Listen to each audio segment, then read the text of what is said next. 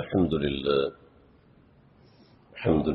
نحمده ونستعينه ونستغفره ونعوذ بالله من شرور أنفسنا ومن سيئات أعمالنا من يهده الله فلا مضل له ومن يضلل فلا هادي له ونشهد أن لا إله إلا الله ونشهد أن محمدا عبده ورسوله أما بعد فأعوذ بالله من الشيطان الرجيم بسم الله الرحمن الرحيم شهر رمضان الذي أنزل فيه القرآن هدى للناس وبينات من الهدى والفرقان فمن شهد منكم الشهر فليصم صدق الله العظيم.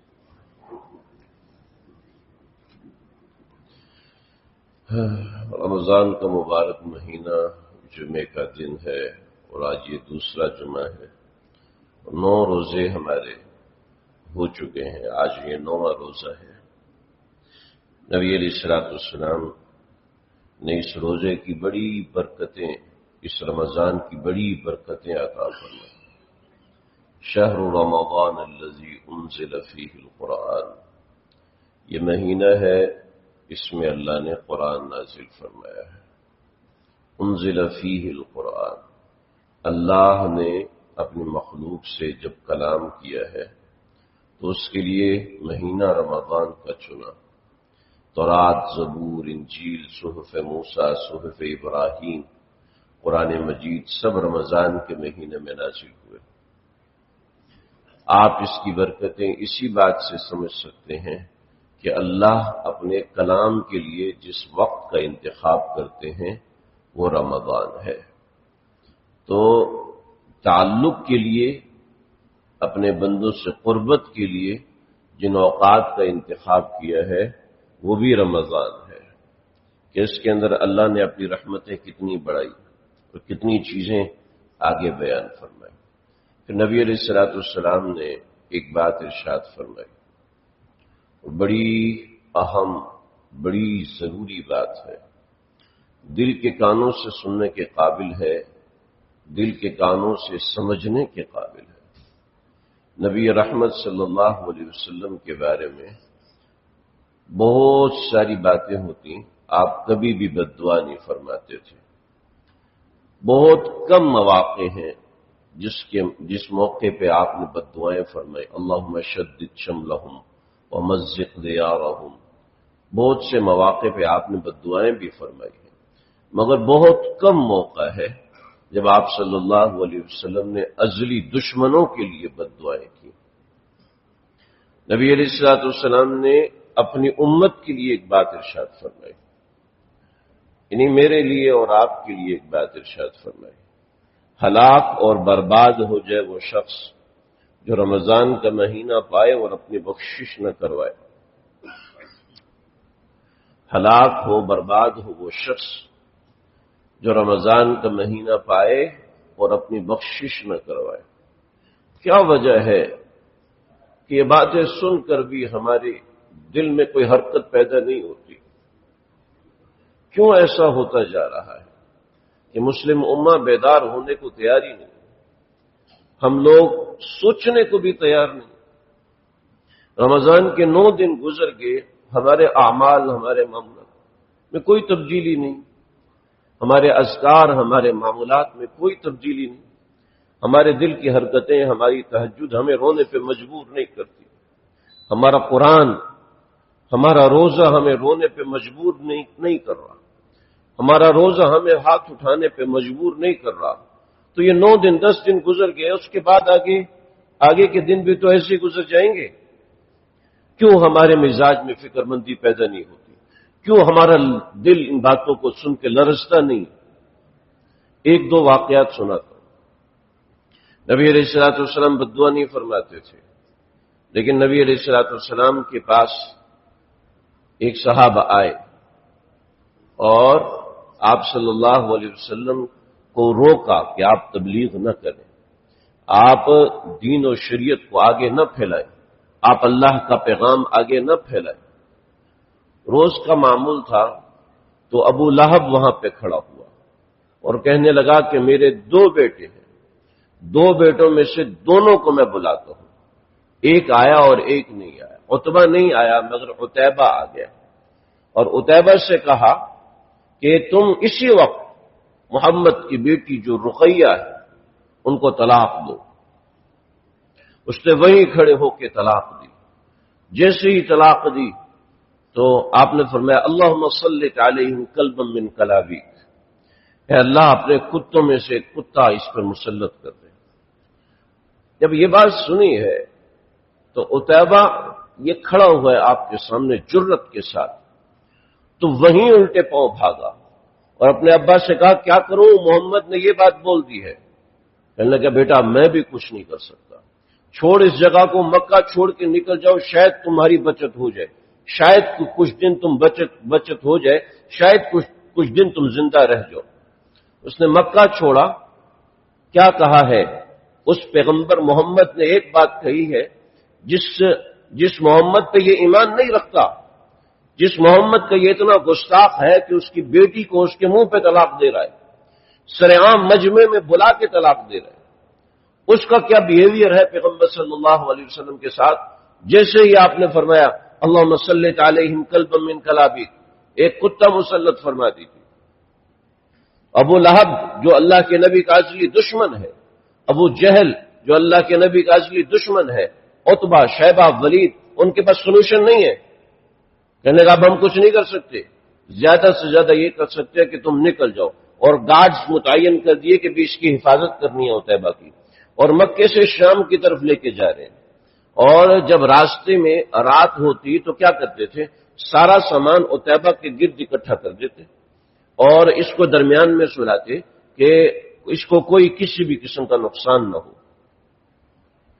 کافروں کو، پتھر مارنے والوں کو، گالیاں دینے والوں کو، میں ہلکے الفاظ استعمال کروں ورنہ البدایہ والنہایہ میں اس سے بھی سخت الفاظ استعمال کیے ہیں کہ جتنی نفرت وہ نبی علیہ الصلوۃ والسلام سے کرتے تھے۔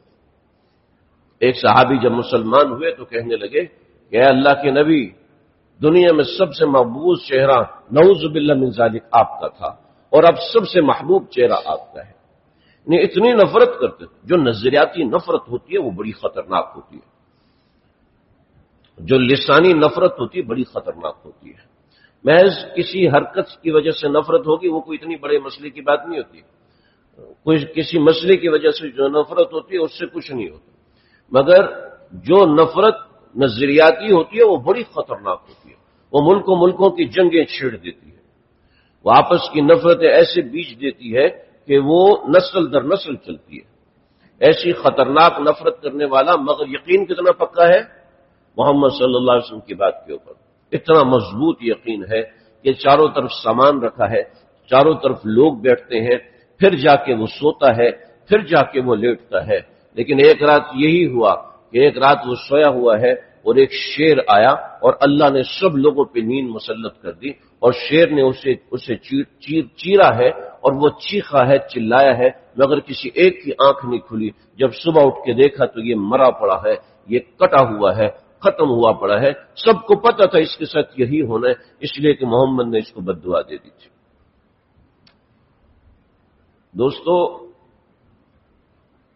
کتنے غم کا مقام ہے کہ کافروں، دشمنوں کو اللہ کے نبی کی بات سن کے فکر ہوتی ہے، مگر مسلمان کو اللہ کے نبی کی بات سن کے فکر نہیں ہوتی۔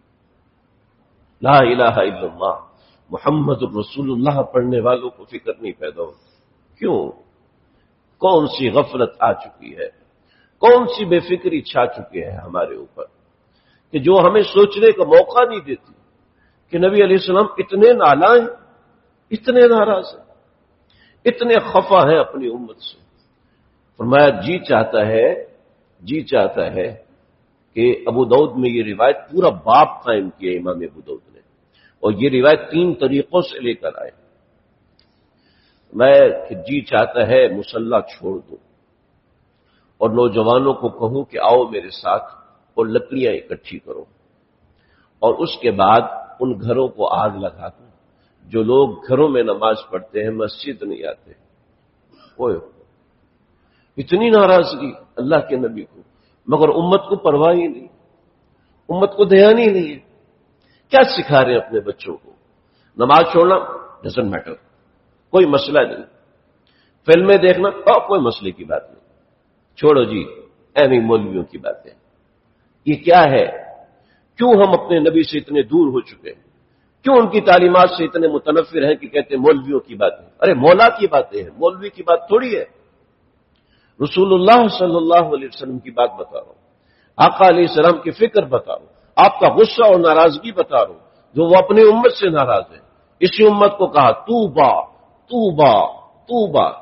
ابو ذر کہنے لگے یا رسول اللہ کس کو مبارک دے دیں؟ کہنے لگے ان لوگوں کو جنہوں نے مجھے دیکھا ہے اور مجھ پر ایمان لے کے آئے. ہاں بڑے مبارک ہیں ہم لوگ.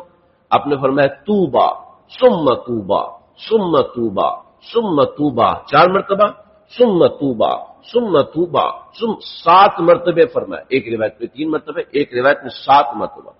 مبارک ہو مبارک ہو مبارک ہو، 7 بار مبارک دی.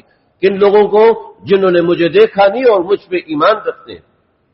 اتنی محبت ہے، اتنا گہرا تعلق ہے اپنی امت سے، اتنی یاری ہے، اتنی محبت ہے اپنی امت سے، اتنا تعلق ہے اپنی امت سے، مگر کیا ہے کہ امت کو ان احکام کی پرواہ ہی نہ ہو، امت کو ان احکامات کا خیال ہی نہ ہو کہ نبی علیہ الصلوۃ والسلام کیسے ناراض ہو رہے ہیں کہ ہلاک ہو، برباد ہو وہ شخص جو رمضان کا مہینہ پاتا ہے مگر وہ اپنی بخشش نہیں کراتا. کیا ہے فلسفہ بخشش کا؟ کہ اپنے مزاج میں تبدیلی آئے، اپنے حالات میں تبدیلی آئے، اپنے خیالات میں تبدیلی آئے، معمولات میں تبدیلی آئے، اذکار میں تبدیلی آئے. امت ہے کہ اسی سکرولنگ میں لگی ہوئی ہے، اس سے یوٹیوب اور نیٹ فلکس پہ اس کے اوقات گزرتے ہیں. کیا کریں جی، رمضان میں ٹائم پاس نہیں ہوتا. پاس تھوڑی ہو رہا ہے، فیل ہو رہا ہے. ہمارے اوقات فیل ہو رہے ہیں. وہ مسجدیں 4 دن 5 دن بھرتی ہیں، اس کے بعد وہی ویرانہ اور وہی خالی صفیں اور وہی لوگ بے نیاز قرآن سے، بے نیاز حدیث سے، کوئی پرواہ نہیں. مارکیٹیں بھری ہوئی، میکڈونلڈز بھرے ہوئے ہیں، سپر فاسٹ فوڈ بھرے ہوئے ہیں، سپر مارکیٹس بھری ہوئی ہیں. کیا ہے جی؟ عید کی شاپنگ ہے. ارے کائے کی عید؟ اپنے پیارے آقا صلی اللہ علیہ وسلم کے سینے پہ چھریاں چلانے کے بعد کون سی عید ہوتی ہے؟ رسول اللہ صلی اللہ علیہ وسلم کے فرمان توڑنے کے بعد کون سی عید ہوتی ہے؟ ہماری آگے آنے والی جنریشن کو پتہ ہی نہیں کہ موسیقی حرام ہے. آگے آنے والی جنریشن کو پتہ ہی نہیں کہ مسجد میں بیٹھنے کی کتنی بڑی فضیلت ہے. ایک بچہ ہمارے اس محلے سے آتا تھا مسجد میں، 4-5 سال ہو گئے. کچھ دن آیا بڑی پابندی سے، فجر میں بھی آتا ہو، بڑا حیران ماشاءاللہ. کچھ دنوں کے بعد آنا بالکل ترک کر دیا. میں سوسائٹی میں داخل ہو تو کھیل رہا. میں نے کہا بیٹا مسجد میں کیوں نہیں آتے؟ تو کہتے ہیں ماما کہتی ہیں کہ مولوی اچھے لوگ نہیں ہوتے، نہیں جانا چاہیے. میں نے کہا بیٹا ماما صحیح کہتی ہیں. وجہ اس کی یہ ہے کہ ہمارا معاشرہ ایسا خراب ہو چکا ہے، ہمارے معاشرے میں ایسی بد اعتمادی ہے. آپ کو اپنے بچوں کو خود دین سکھانا پڑے گا، مولوی نہیں سکھا سکتا.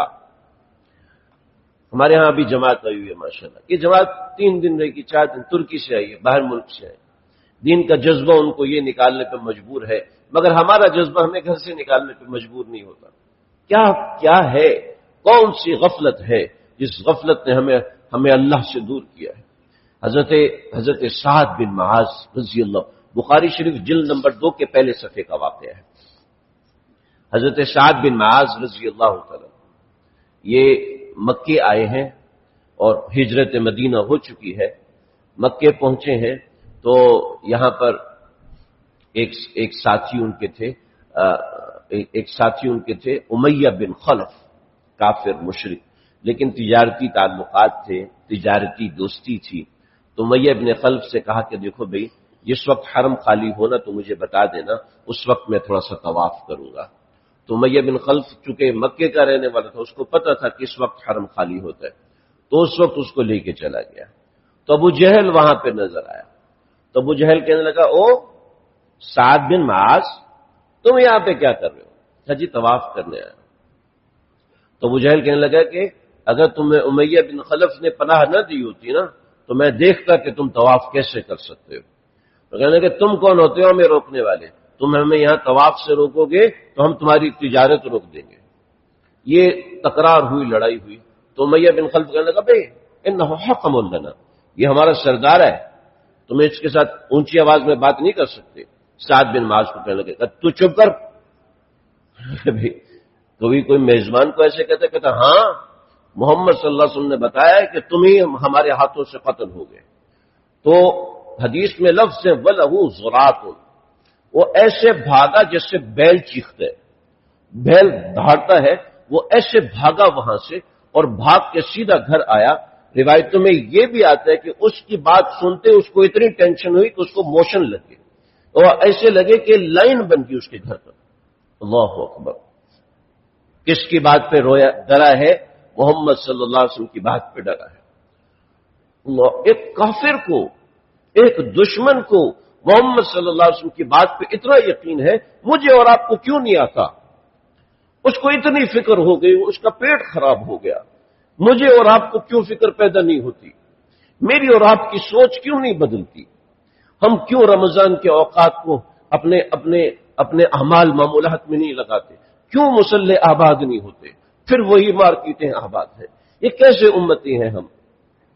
یہ کیسے ہیں ہم نام لیوا محمد رسول اللہ صلی اللہ علیہ وسلم کے؟ وہ ایسا گھبرایا ہے کہ اس نے قسم کھا لی کہ مکے سے باہر نہیں جاؤں گا۔ پھر جب غزوہ بدر ہوا ہے تو غزوہ بدر کے موقع پر وہ جانے کو تیار نہیں۔ ابو جہل سے کہنے لگا بھئی میں نہیں جاتا، تم نے وہ عربی بھائی کا قصہ یاد نہیں ہے؟ ابو جہل کہنے لگا بالکل یاد ہے، لیکن مسئلہ یہ ہے کہ اگر تم نہیں جاؤ گے تو پھر تمہارے قبیلے کے لوگ پیچھے رہ جائیں گے۔ میں تمہارے لیے ایک بہترین اونٹنی تیار رکھتا ہوں کہ جیسے ہم بدر کے قریب پہنچیں گے تو تم اس اونٹنی پہ بیٹھنا، مکے واپس آ جانا۔ ابو جہل بھی مانتا ہے کہ جو بات محمد صلی اللہ علیہ وسلم نے فرمائی ہے وہ بالکل سچ ہے، بالکل حق ہے، اس میں 1% شک نہیں، مگر کیا کرے، وہ اپنی عادتوں سے، اپنی بادشاہت سے مجبور ہے، لیکن انکار نہیں کر سکتا، انکار نہیں کر پا رہا کہ محمد عربی کی بات کبھی غلط ہو سکتی ہے۔ ایک ابو جہل کو اتنا یقین ہے، امیہ بن خلف کو اتنا یقین ہے، لیکن امتی ہے کہ اس کو پرواہ بھی نہیں ہے کہ میرا پیغمبر کتنا پریشان ہے۔ عرش اور معراج پہ جا کر وہ اپنی امت کو یاد کرتا ہے اور یہ کہتا ہے کہ تمہارا دوسرا سوال میرے بارے میں ہوگا، یعنی قبر میں جب جاؤ گے تو مجھے پہچان سکتے ہو یا نہیں پہچان سکتے؟ آپ صلی اللہ علیہ وسلم کا امت سے بہت گہرا تعلق ہے۔ خواجہ فقیر الدین رحمۃ اللہ علیہ فرماتے تھے کہ ہر امتی کے دل سے 2 تار نکل رہے ہیں، ایک اللہ سے جا کے جڑتا ہے اور ایک محمد رسول اللہ صلی اللہ علیہ وسلم سے جا کے جڑتا ہے۔ اسی کے وسیلے ہم مسلمان ہیں، اسی کی وجہ سے ہم مسلمان ہیں۔ اللہ کا بے پایا کرم ہے، اس رمضان کے مہینے میں اللہ نے شیطان کو قید کر دیا ہے، اللہ نے اپنی رحمتوں کے سارے دروازے کھول دیے ہیں اور جنت کے دروازے کھول دیے، جہنم کے دروازے بند کر دیے۔ فرض کو اللہ رب العزت نے 70 گنا بڑھا دیا، نفل کو فرض کے درجے کے برابر کر دیا۔ اتنی خاص کرم ہے، اتنا خاص اللہ کا احسان امت کے اوپر ہو رہا ہے، اور امت ہے کہ اس کے باوجود اس سے گناہ نہیں چھوٹتے۔ تقویٰ کے لیے یہ رمضان اللہ رب العزت نے ہمیں دیا ہے، لعلکم تتقون، لعلکم تہتدون۔ قرآن کے لیے یہ رمضان اللہ نے ہمیں دیا ہے۔ تو بھائی اس مہینے میں اپنے آپ کو بنائیے، یہ اپنے آپ کو بنانے کا مہینہ ہے، اپنے آپ کو سنوارنے کا مہینہ ہے، اپنے آپ کو بدلنے کا مہینہ ہے۔ اور اس مہینے میں اپنے آپ کو بدلنا لٹرلی بہت آسان ہے کہ اس مہینے میں انسان کو پتہ چلتا ہے میں سحری میں اٹھ رہا ہوں، مطلب میں تہجد پڑھ سکتا ہوں، سحری میں اٹھ رہا ہوں مطلب میں فجر پڑھ سکتا ہوں، فجر کی عادت بنا سکتا ہوں۔ مگر وہی کھانچے ہیں کہ بھئی گھر میں پڑھ کے سو جاؤں گا، وہی کھانچے ہیں کہ گھر میں پڑھ لوں گا، کبھی بیٹھ کے پڑھ رہا اور کبھی نہیں پڑھ رہا، وہ آہستہ آہستہ چھوٹ جاتی ہے، پر ہم اندر سے ٹوٹنے لگتے ہیں، ہم اندر سے مایوس ہونے لگتے ہیں کہ نہیں یار مجھ سے تو نہیں ہوتا، رمضان جانے پٹھان جانے ہیں، رمضان جانے اور وہ روزہ ترک کرنا اتنا آسان ہو گیا، نماز ترک کرنا اتنا آسان ہو گیا۔ جو مسلمان روزہ رکھ رہا ہے، کیوں روزہ رکھ رہا ہے؟ کہ روزہ میرے اوپر فرض ہے، مگر وہی فرض نماز کو ترک کر رہا ہے، وہی فرض نماز کو ایسے ترک کر رہا ہے کہ کوئی مسئلے کی بات ہی نہیں، وہی جماعت جو کہ واجب ہے، جماعت کے ساتھ نماز پڑھنا واجب ہے، وہ جماعت کو ایسے ترک کر رہا ہے کہ کوئی مسئلے کی بات نہیں۔ تراویح تو ہے ہی نہیں نا، تراویح تو پہلے ہم نے 8 بنائی، اس کے بعد ہم نے نفل بنا لی، اس کے بعد پڑھو نہ پڑھو تمہاری مرضی ہے، کوئی مسئلے کی بات نہیں، مسجدیں ویران ہونا شروع ہوگی۔ ارے رمضان کا پہلا مقصد اللہ رب العزت نے جو بیان کیا وہ قرآن ہے۔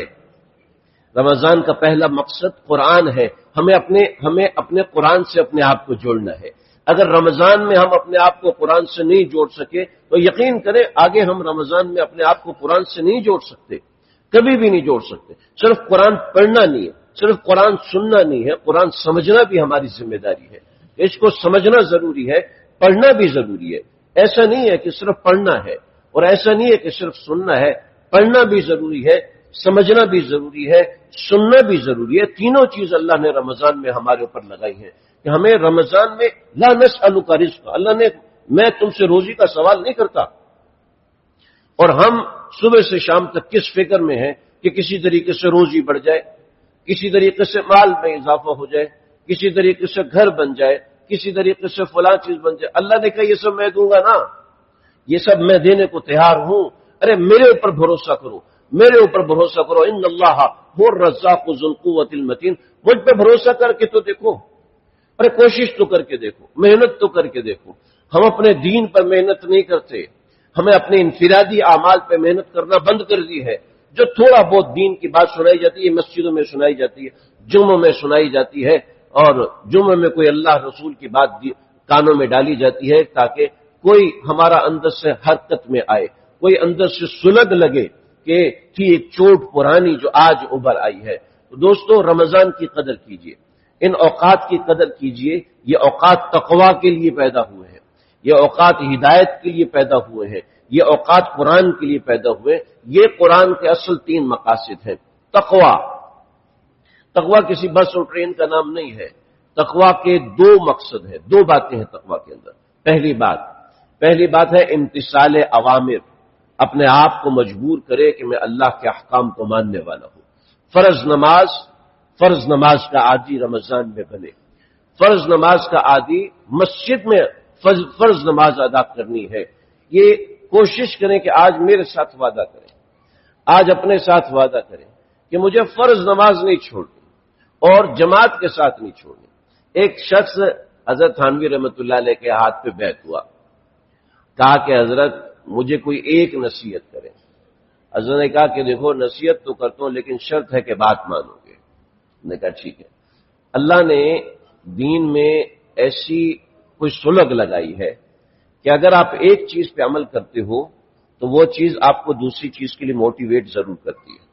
شرط ہے کہ آپ صحیح طریقے سے عمل کرو، شرط یہی ہے کہ میں اور آپ صحیح طریقے سے عمل کریں اور خود عمل کریں۔ ضروری نہیں ہے کہ آپ مجھ سے پوچھیں، ضروری نہیں ہے کہ آپ فلاں سے پوچھیں، آپ اس پہ عمل کرنے کی کوشش کریں صحیح طریقے سے۔ وہ آپ کو خود ہی پاتھ دکھائے گی، راستہ دکھائے گی کہ ہاں بھئی ایسے سٹیپنگ کرنی ہے اور تم نے آگے بڑھنا ہے۔ حضرت تھانوی کے ہاتھ پہ بیعت ہوا اور کہا کہ حضرت کوئی ایک نصیحت کریں۔ حضرت نے کہا کہ میں جانتا ہوں کہ تم چور ہو، لیکن میں تمہیں نصیحت یہ کروں گا کہ جیسے ہی نماز کا وقت داخل ہو نماز پڑھنی ہے۔ حضرت چوری نہ چھوڑو، کہ وہ میں تمہیں ابھی نہیں کہتا، پہلے یہ کام کرو کہ تم نے نماز اذان کے ساتھ پڑھنی ہے اور جماعت کے ساتھ پڑھنی ہے۔ اس نے کہا جی بہت اچھا، اس پہ میرا عمل ہوگا، یہ میرا آپ سے وعدہ ہے۔ جب انسان کے اندر ایک نیکی ہوتی ہے تو وہ نیکی کھینچتی ہے دوسری نیکی کو۔ جناب چور صاحب چوری کر رہے ہیں، ایک دن ایسا ہوا کہ چوری کرتے کرتے فجر کا وقت ہو گیا، کہنے لگے پیر صاحب سے وعدہ کیا ہے کہ میں نے نماز پڑھنی ہے، تو جس گھر میں چوری کر رہا تھا کھڑے ہو کے اذان شروع کر دی۔ گھر والے اٹھ گئے، بھی کون ہو تم؟ میں چور ہوں، چوری کرنے آیا ہوں۔ چوری کرنے آیا تو یہ کیا کر رہے؟ جی پیر صاحب نے کہا تھا اذان دینی ہے اور نماز پڑھنی ہے، اب چوری تو نہیں چھوڑ سکتا لیکن اذان دے رہا ہوں۔ ملفوظات میں حضرت نے واقعہ لکھا ہے کہ گھر والوں کو اس کی یہ عادت اتنی پسند آئی، اس کو ہدیے تحفے دیے، تو ہدیے تحفے لینے کے بعد کہتے ہیں ایک بات مانی ہے اس کا اتنا فائدہ ہوا ہے، ساری باتیں مانوں گا تو کتنا فائدہ ہوگا۔ توبہ طائب ہوا اور للہیت کے راستے میں آیا کہ اللہ رب العزت ایسے دین کی سمجھ دیتے ہیں۔ ایک کابل کا ایک شخص تھا، گھڑی مجھے دیتے نا، ٹائم نظر نہیں آ رہا، گھڑی اتار کے دیتا۔ کابل کا ایک آدمی آیا ہے بغداد میں اور بادشاہ سلامت کے پاس بیٹھا ہے. تو بادشاہ سلامت جیسے آج ہمارے پاس وزٹنگ کارڈ ہوتے ہیں، تو بادشاہ سلامت اس زمانے میں ایک واسکٹ پہناتے تھے کہ یہ پوری واسکٹ ہوتی تھی پورے بازوؤں والی، تو شیروانی یہ تم پہن لو، اور وہ پہنتے تھے تو اس کو دربار کے اندر آنے دیتے تھے. تو ایک جو والی تھا، 200 سمجھ لے آپ سینیٹر آئے ہوئے، گورنر آئے ہوئے ہیں، تو ایک کو چھینک آئی تو اس نے اس واسکٹ سے اس شیروانی سے ناک صاف کیا. جب ناک صاف کیا ہے تو بادشاہ کو برا لگا، اس نے کہا نکل جاؤ دربار سے. تو جو کابل کا آدمی تھا، اس کابل کے آدمی نے کہا کہ یہ کون سی بات ہے کہ ناک صاف کی ہے، اس کی وجہ سے آپ نے اس کو دربار سے نکال دیا؟ یہ کوئی سمجھ میں آنے والی بات نہیں. کہا تو زیادہ چوچو کرتا تو بھی نکل جائے. وہاں سے نکل گیا. کہنے لگا بغداد تو آیا ہوا ہوں، اب یہاں پہ جنید بغدادی کے پاس جاتا ہوں اور جا کے اس کی خدمت میں رہتا ہوں. جنید بغدادی رحمۃ اللہ علیہ کے پاس گئے، کچھ وقت گزارا تو حضرت نے کہا بھی تم پوری زندگی کیا کرتے رہو؟ کہ میں گورنر تھا کابل کا بادشاہ کی طرف سے. اچھا، گورنر تو ظالم لوگ ہوتے، جتنے لوگوں سے ظلم کیا جاؤ معافی مانگ کے آؤ، لکھوا کے آؤ. کیونکہ مزاج میں تابع داری فرما برداری تھی. اپنے علاقے میں گیا تو کہا جی میں گورنر تھا، اب میں معافی مانگنے ہوں. کہا اچھا، میرا یہ گھر بن رہا ہے نا، اس کے اندر مزدوری کرو. 2 مہینے خدمت کی، 4 مہینے، 2 سال میں تقریباً 600 لوگوں سے لکھوایا کہ ہم نے اس کو معاف کر دیا. واپس شیخ کے پاس پہنچے، شیخ نے ذکر اللہ سکھایا، اللہ اللہ سکھایا، فکر پیدا ہوئی، وہ شخص بنے علامہ شبلی نعمانی. جب ہمیں ایک چیز کی فکر پیدا ہو جاتی ہے تو دوستو کوشش کریں اس رمضان میں مجھے ایک چیز، کم از کم ایک چیز کی فکر پیدا ہو جائے، کوئی ایک ایٹریبیوٹ میرا ایسا ہو جائے جو کہ شریعت و سنت کے مطابق ہے. کوئی ایک چیز آپ کی مرضی کی ایک چیز ہو، اس کے مطابق چلنا شروع کر دیں کہ اللہ کے نبی کی بددعا سے بچوں. دوستو ہم نماز نہیں پڑھتے، ہم اولاد کو کیا سکھا رہے ہیں؟ گھر میں ایک ماحول پیدا کر رہے ہیں کہ نماز پڑھی، نماز پڑھو نہ پڑھو کوئی پرابلم نہیں. ہمارے گھر میں میوزک چل رہا ہے، ہم کیا سکھا رہے ہیں اپنی اولاد کو؟ گانے سننا کوئی پرابلم نہیں. ہمارے گھر میں فلمیں ڈرامے چل رہے ہیں، ہم اپنی اولاد کو کیا سکھا رہے ہیں؟ کوئی پرابلم نہیں ہے، جو جی میں آئے کرو. پھر یہی اولاد جب جی میں آئے کرتی ہے تو پھر ہمیں تکلیف ہوتی ہے. پھر یہ اولاد صدقہ جاریہ نہیں بنتی، گناہ جاریہ بنتی ہے. پھر ایسی گناہ جاریہ بنتی ہے کہ ماں باپ نے ٹی وی دیکھنا سکھایا تھا، ماں باپ نے ہاتھ میں موبائل دیا تھا، ماں باپ نے ہاتھ میں رنگین سکرین دی تھی، وہ بچے میں پینیٹریٹ ہو چکی ہے، اس کے ڈی این اے میں بیٹھ چکا ہے یہ گناہ. اب وہ گناہ نہیں نکلے گا، اس کا گناہ جاریہ ماں باپ کو ملے گا. یہ تو قبر میں چلے گئے. اور ماں باپ نے ایک بے نمازی اولاد پیدا کی ہے، وہ بے نمازی اولاد نہ ربی جالنی پڑتی ہے، نہ مقیم الصلاۃ ومن ذریتی ربنا اغفر لی ولوالدی وللمؤمنین یوم یقوم الحساب تو نہیں پڑتی. اس لیے کہ ماں باپ نے نارملائز کیا. کوئی مسئلہ نہیں، نماز نہیں پڑھتے کوئی بات نہیں، مسجد نہیں جاتے کوئی مسئلہ نہیں، قرآن نہیں پڑھتے کوئی مسئلہ نہیں، تراویح نہیں پڑھتے کوئی پرابلم نہیں، جو جی میں آئے کرو، خوش رہو بس، خوش رہو بس. یہ کیا ہم اپنی اولاد کو پینیٹریٹ کر رہے ہیں؟ ہم نبی کی امت ہیں، ہم محمد صلی اللہ علیہ وسلم کی امت ہے. ایک گناہ کے اوپر ماں باپ پریشان ہو جایا کرتے تھے، ایک نیکی کے اوپر قافلے کے ڈاکو کلمہ پڑھ لیا کرتے تھے. تو آبا وہ تمہارے ہی مگر تم کیا ہو، ہاتھ پہ ہاتھ دھرے منتظر فردا ہو. وہ معزز تھے زمانے میں مسلمان ہو کر، ہم خوار ہوئے تارک قرآن ہو کر. تکبیر تو اب بھی ہوتی ہے مسجد کی فضا میں اے انور، جس ضرب سے دل ہل جاتے تھے وہ ضرب لگانا بھول گئے. منہ دیکھ لیا آئینے میں پر داغ نہ دیکھے سینے میں، جی ایسا لگایا جینے میں مرنے کو مسلمان بھول گئے. باپ کو بس یہ فکر ہے اچھا کماؤں، اچھا گھر بچے کو بنا کے دوں. ارے بہت ضروری ہے بنا کے دینا. اچھا کہ کسب الحلال فریضۃ بعد الفریضہ، مگر اس کے بھی کچھ تقاضے ہیں. جو آپ نے لا الہ الا اللہ پڑھا ہے، جو محمد الرسول اللہ پڑھا ہے، آپ کی مرضی ہے اپنے گھر کا کیسا ماحول بناؤ. آپ کے گھر میں کوئی انٹرفیئر نہیں کر سکتا آج کے زمانے میں. مگر دیکھیں آپ کے دل میں ایمان لا الہ الا اللہ محمد الرسول اللہ کچھ انٹرفیئر کر رہا ہے؟ کچھ دل میں کسک ہوتی ہے رمضان کے آنے سے؟ میرا بچہ رمضان میں قرآن نہیں پڑھ رہا تو دل میں درد ہوتا ہے. میرا بچہ رمضان میں نماز نہیں پڑھ رہا تو دل میں درد ہوتا ہے کہ نہیں ہوتا؟ ہمارے بچوں میں بڑی خاصیت. ایک بچہ مجھے کہنے لگا میں نے اذان دینی ہے. میں نے کہا آج بھی اذان دی، اتنی خوبصورت اذان دی، میں حیران کہ ماشاءاللہ اتنی سلگ ہے ہمارے بچوں کے اندر، اتنی خوبصورت اذان دی، کل بھی دی، میں نے آج بھی اذان دو، اتنی خوبصورت اذان دی، سلگ ہے ہمارے اندر، لا الہ الا اللہ پڑھا ہے، الست بربکم قالوا بلا کی مہر اللہ نے ہمارے اندر لگائی ہے، مگر اس کو استعمال کرنا ہے۔ یہ رمضان اس کا بہترین موقع ہے، اس کی قدر کیجیے۔ اللہ تعالیٰ سمجھنے کے عمل کرنے کی توفیق عطا فرمائے۔ سنتیں پڑھ لیجیے۔